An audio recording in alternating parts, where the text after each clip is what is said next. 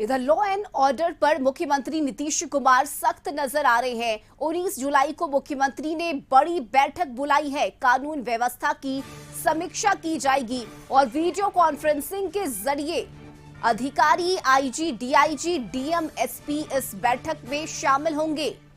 DGP RS भट्टी भी इस बैठक में मौजूद रहेंगे। ये बड़ी खबर आपको बता रहे हैं। बिहार में लगातार कानून व्यवस्था पर सवाल उठ रहे हैं और अब मुख्यमंत्री नीतीश कुमार ने हाई लेवल मीटिंग बुलाई है।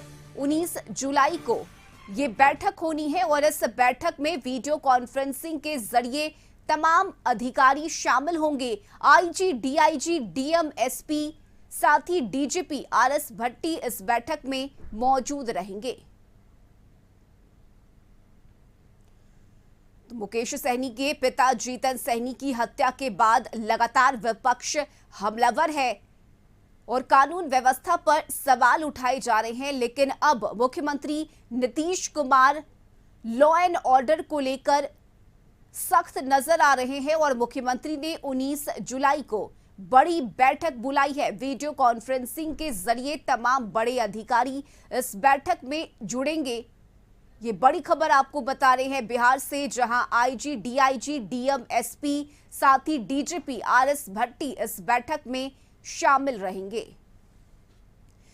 और न्यूज रूम से सहयोगी प्रीतम इस वक्त हमारे साथ जुड़ गए हैं। प्रीतम, लगातार बिहार में बढ़ रही आपराधिक घटनाओं को लेकर विपक्ष हमलावर है।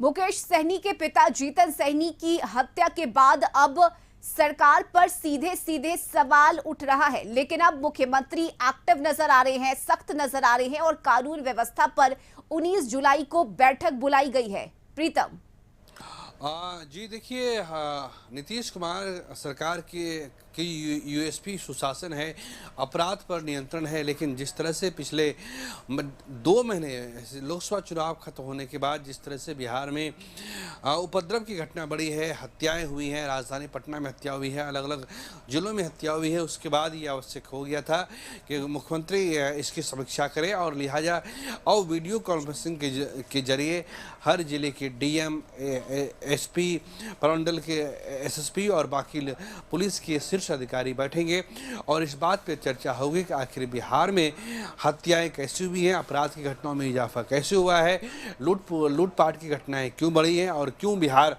असुरक्षित महसूस कर रहा है। न केवल बैठक लेनी होगी, हालांकि बैठक इससे पहले भी वो ले चुके हैं। हर सरकार का, हर शासन और प्रशासन का एक इकबाल होता है और उस इकबाल के भरोसे ही सरकारें चलती हैं, राज्य सरकार चलती है।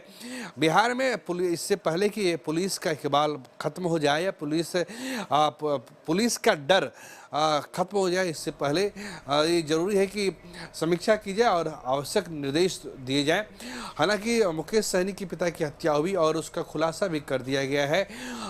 पुलिस ने तत्पर कार्रवाई की और उसके बाद ये बात सामने आई है। लेकिन अन्य जो मामले हैं, दरअसल क्या है रश्मि की आप बात जो है, जो मूल कारण ये है कि जो भी जिस भी थाने में केस दर्ज होता है और उससे जो संबंधित इन्वेस्टिगेशन ऑफिसर होते हैं, जिसको आईओ कहते हैं हम लोग, उनकी जांच काफ़ी धीमी होती है। मान लीजिए किसी थाने के इलाके में किसी शख्स की हत्या हो गई तो जांच अधिकारी उसकी रिपोर्ट बहुत तेजी से दर्ज नहीं करते हैं और बड़ी सुस्त कार्रवाई होती है, जिस वजह से अपराधी देर से गिरफ्तार होते हैं, आरोपी देर से गिरफ्तार होते हैं, कानूनी कार्रवाई होती है।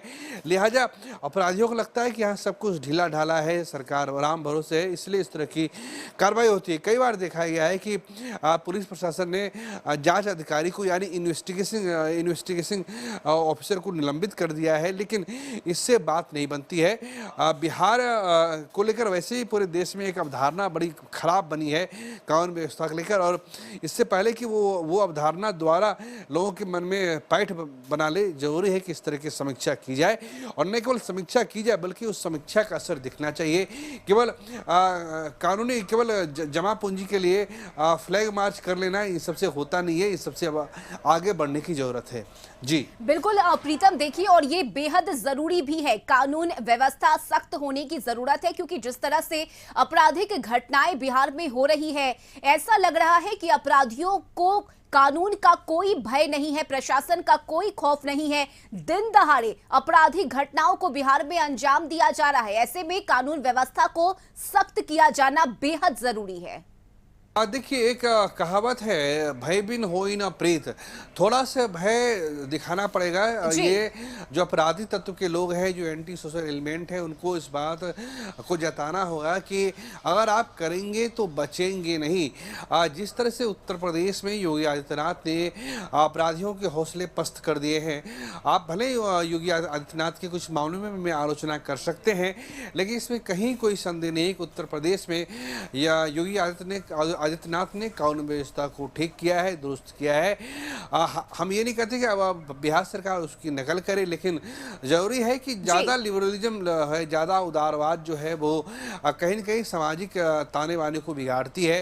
आप किसी जुलूस पे पत्थर चलता है, किसी ताजिए पे पत्थर चलता है, किसी कोई समुदाय का कोई आयोजन होता है उससे पत्थर चलता है, आपत्तिजनक पोस्टर और झंडे लहराए जाते हैं, और उसके बाद उनके अपराधियों के मन में ये होता है कि हम तो बच जाएंगे, सरकार हमें बचा लेगी, या फिर सरकार में बैठे लोग उसके प्रति इतने संवेदनशील नहीं होंगे।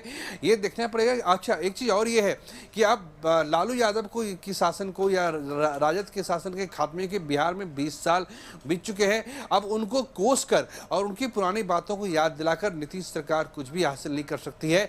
जो होना था आरजेडी के शासनकाल में 15 साल में हो चुका है। अब नीतीश कुमार को उससे आगे बढ़ने की जरूरत है। दिक्कत यही है इस सरकार के लोगों में, जब भी किसी मंत्री से पूछेंगे तो वो कहेंगे कि राजद के शासन में ऐसा हुआ था।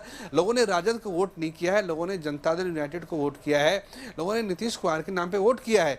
ये वोट इसीलिए किया है क्योंकि नीतीश कुमार की छवि सुशासन की रही है, उन्होंने गुड गवर्नेंस बिहार में दिया है, और फिर वही उसी नीतीश कुमार की छवि लोगों को द्वारा लोगों को महसूस हो रही है। और यही वजह है कि अपराधियों पर लगाम लगाना बेहद जरूरी है।